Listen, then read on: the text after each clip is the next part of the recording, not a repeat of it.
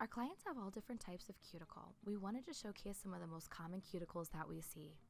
First being the overgrown cuticle. Keep in mind that often clients with overgrown cuticle can be very sensitive. We want to make sure that we're gauging our RPMs based off of how sensitive and thick the cuticle is.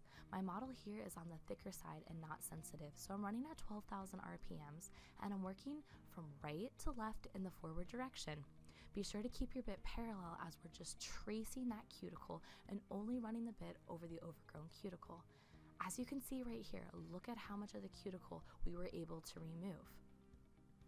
I want a more uniform arch to the cuticle, so I'm going to use the Sciver rounded edge to gently push into the cuticle to help redefine the arch. Keep the bit parallel, running at 6,000 to 8,000 RPMs. At the same time, I'm using the bit to remove dead skin cells off the nail plate and remove the shine for product application. As we continue this service, we'll be able to expose more and more of the nail plate for our client. For quick basic prep, your go-to tool would be the Cuticle Sciver, our most universal tool that can handle pretty much any type of cuticle.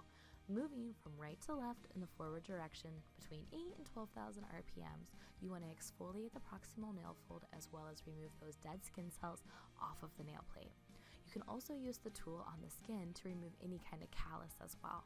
Once you've done all 10 fingers, switch your machine into reverse and work from left to right to pull up the skin. This way, instead of smushing the cuticle on the nail, you're actually lifting it up.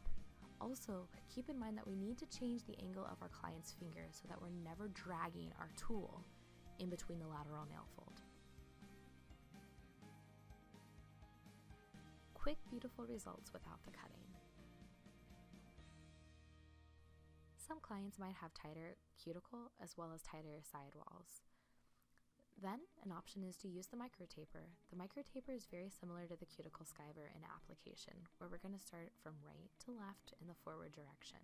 However, this has more of a point to it, so you're able to really pull back the skin and get into those crusty sidewalls. We want to make sure that we're never dragging the tool in between the nail plate and the skin. We're flipping the hand to be sure that we're only removing the dead skin cells off of the nail plate. We do not want to do any damage to that lateral nail fold.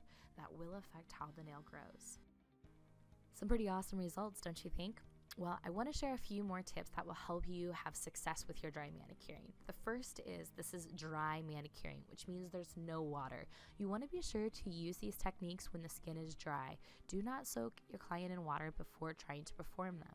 The moisture that the body will retain in water will only cause the skin to tear, so make sure that we're doing this dry. Another thing that I want to share is you want to be sure to push back the cuticle before you begin your dry manicuring with bits. I recommend doing this on all cuticles except the overgrown cuticle, which those clients are usually really sensitive and we don't want to push at all. The reason that we're pushing back the cuticle on everybody else is we want to break the seal between the nail plate and the cuticle so we're not overfiling on that nail plate. My last two quick thoughts are, make sure that you're also removing as much of the product as possible so that your diamond bit is not hitting product and will really excel when you're doing cuticle work.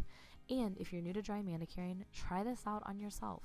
You want to make sure that you're not digging into the natural nail and keeping it parallel. I have complete faith that you'll be able to rock star this, and I look forward to seeing your results on Instagram.